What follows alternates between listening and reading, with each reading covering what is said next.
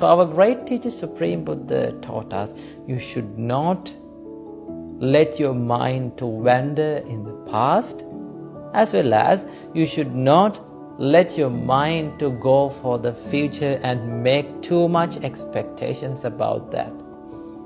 What you have to do is, you have to work in the present moment to make your future better, as well as to make your past better.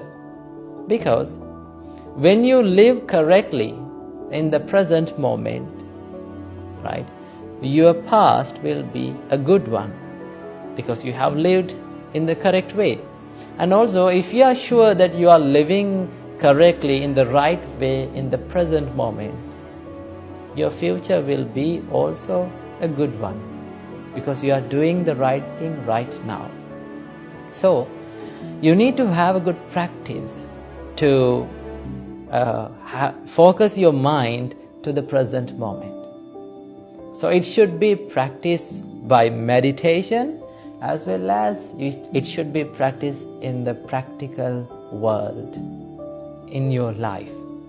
So I will teach you some tricks or things that you should practice in your life to be in the present moment